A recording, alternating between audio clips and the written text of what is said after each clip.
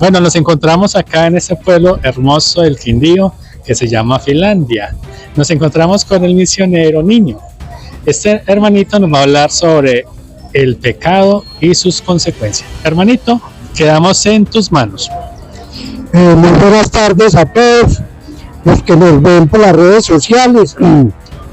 Se encuentran ustedes con el misionero Niño de Jesús, mi compañero Ed, pero hemos estado andando por varios municipios, más que todo en todas las parroquias, mostrando esa hermosura del eje cafetero, mostrando todo en el eje cafetero y llevándonos a ustedes a hablar acerca del querigma. Primero se les habló del amor de Dios en Palestina Caldas y vamos a continuar con el pecado y sus consecuencias. Se sabe que yo les hablé del amor de Dios, que Dios era un Dios que era lleno de amor, un Dios que nos hizo con amor, que nos dio esta tierra para vivir en paz. Ahorita les voy a hablar cómo entró el pecado en el mundo. El pecado en el mundo entraron por nuestros primeros padres, Adán y Eva. Pero primero hubo una rebelión en el cielo de los ángeles. Un tercio de los ángeles se rebelaron contra Dios y había un ángel muy hermoso, se llamaba el ángel de la luz.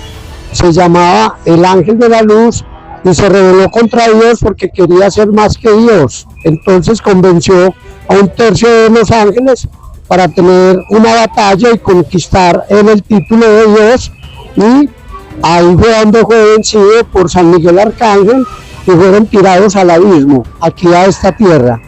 Ellos fueron los que seducieron por medio de la serpiente a Adán y Eva. Acuérdense que Dios nos hizo para vivir en un paraíso, pero el hombre, por su orgullo, por querer ser más que Dios, se dejó convencer del maligno y pecaron contra Dios. Entonces vino el pecado en el mundo, porque a ellos se les dijo, a Adán y Eva, que los iban a poner en un paraíso, y les dijeron que podía comer de todos los árboles del paraíso menos de uno, del conocimiento del bien y del mal. Pero la serpiente, pues según se dice en las Sagradas Escrituras, llegó ante ellos y los convencieron para que comiera del árbol del bien y del mal, y les dijo que iban a ser más que Dios. Y entonces el hombre, por su orgullo, prepotencia, por ser más que Dios, comieron de la manzana. Primero Eva, y ahí se la ofreció a Adán. Inmediatamente ellos comieron de esa manzana o del fruto prohibido. Estamos dando un ejemplo de la manzana, pero pudo haber sido cualquier fruto. Ellos inmediatamente sintieron que entró el pecado en ellos, porque salieron a esconderse en los arbustos y a taparse con hojas. Ahí es donde los llamó Dios y les dijo: Adán, Adán, Eva, ¿dónde están? Estamos aquí, Señor, escondidos. ¿Y por qué están escondidos? Porque la serpiente nos dio de comer y se nos abrió la situación del pecado. Entonces les digo: ay, Dios mío bendito, por haber comido del árbol prohibido del bien y del mal, a la serpiente te pongo que te arrastrarás y comerás polvo por toda la vida, en la tierra. Y Adán, vas a cosechar y a conseguir la cosecha con el fruto de tus manos, con los callos de tus manos vas a conseguir un fruto. Y a ti, mujer, te voy a dar, cada que estés en embarazo, los dolores más intensos por haber pecado contra nosotros. Y ahí viene el pecado del mundo. Es que Dios nos hizo por amor.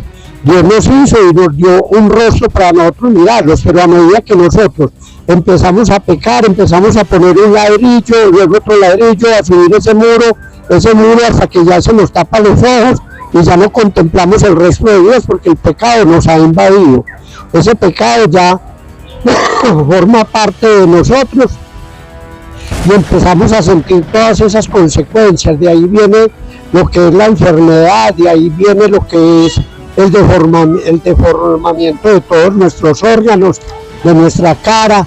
Empezamos a tener situaciones muy intensas porque el maligno ya actúa en nosotros. El pecado es una consecuencia de la falta de un amor de Dios, porque nosotros somos ciegos ante ese amor de Dios, y Dios nos puso en la tierra, era para vivir en ese paraíso, pero nosotros por prepotentes quisimos más el pecado.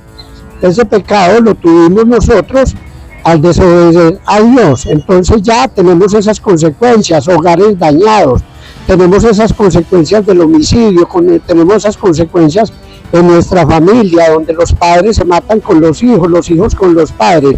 Además tenemos también las consecuencias del pecado en nuestra sociedad, en nuestros gobernantes. ¿Cuántos gobernantes ya no cambiaron la ley de Dios?